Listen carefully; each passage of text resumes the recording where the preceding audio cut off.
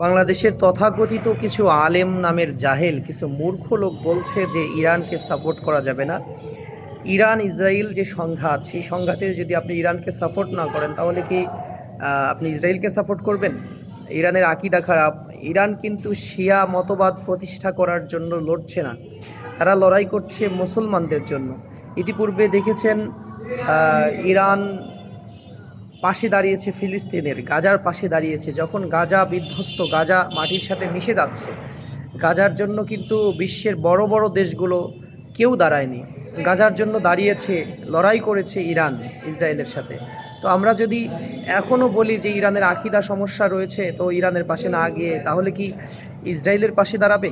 এই সকল বাংলাদেশের এই যে মুজাফফর বিন মহসিন সহ এই আহলে হাদিসের তথাকথিত আহলে হাদিস আলেম, তথাকথিত সালাফি আকিদা যারা পোষণ করে, আসলে এরা ইহুদিদের দালাল।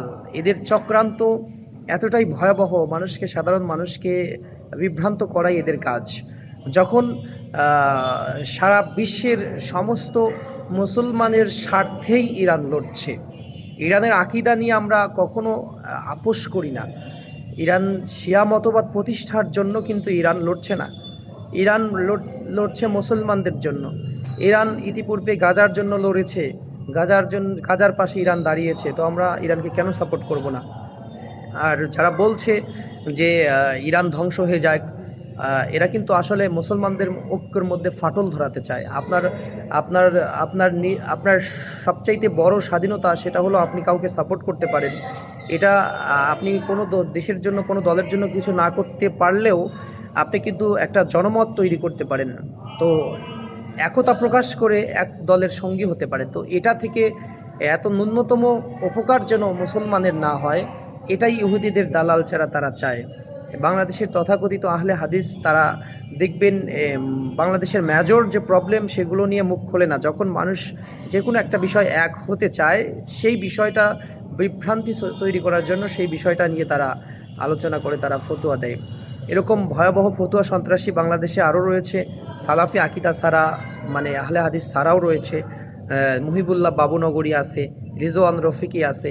এই জাহেলগুলো, এরা জ্ঞানী হতে পারে কিন্তু এরা ইবলিসের মতো জ্ঞানী। বিশেষ করে রিজওয়ান রফিকি, তো ওর তো কোনো জ্ঞানই নাই। এখন আমি ওর বিষয়ে কথা বলবো না। এখন অনেকে বকাবকি শুরু করে দিবে এসে কমেন্ট বক্সে। আমি দেখেছি ইতিপূর্বে যে এই রিজওয়ান রফিকি, ইনায়েতুল্লাহ আব্বাসী, মুহিবুল্লাহ বাবুনগরী, যখন দেশের মানুষ কোনো একটা স্বার্থ নিয়ে এক হতে চায়, তখনই তাদের মধ্যে বিভ্রান্তি করার জন্য এরা ফতোয়া দেওয়া শুরু করে। অথচ এই সকল ফতোয়া সন্ত্রাসীদের ফতোয়া, নরসিংদীর এই ধর্ষণ এবং হত্যাকাণ্ডের সময় কোনো ফতোয়া ছিল না।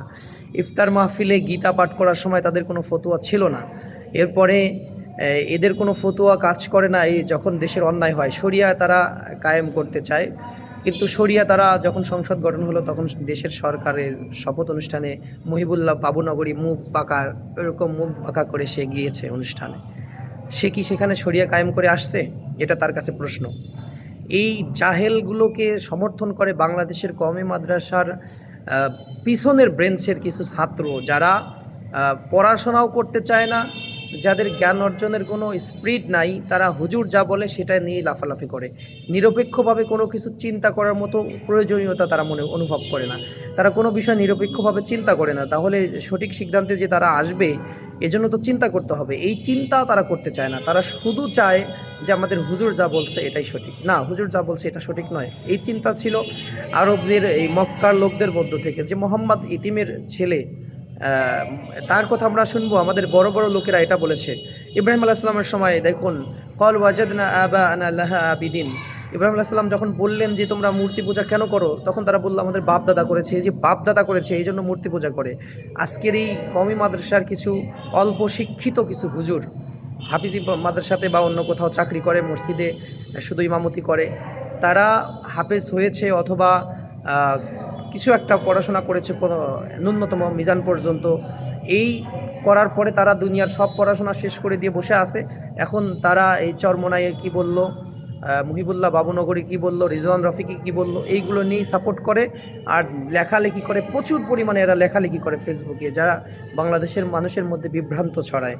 তাদেরকে দেখতে তো হুজুরের মতোই লাগে। এই জন্য সবাই মনে করে সাধারণ মানুষ যে আলেমদের মধ্যে এত ভাগ কেন। তো আলেমদের মধ্যে আসলে ভাগ নাই। যারা সত্যিকারের আলেম তারা একই প্ল্যাটফর্মেই থাকে। আর যারা এরকম সুবিধাভোগী, তাদের কোনো দল থাকে না। তারা হলো প্রেজেন্ট গভর্নমেন্ট পার্টি। যখন যে সরকার আসে সেই সরকারই তারা দালালি করে, পা চাটা শুরু করে। এইসব জাহিলিয়াতের থেকে আমরা যেন মুক্তি পাই, আল্লাহ যেন আমাদেরকে হেফাজত করে। আমিন। আসসালামু আলাইকুম রহমতুল্লাহি ওয়া বারাকাতুহু।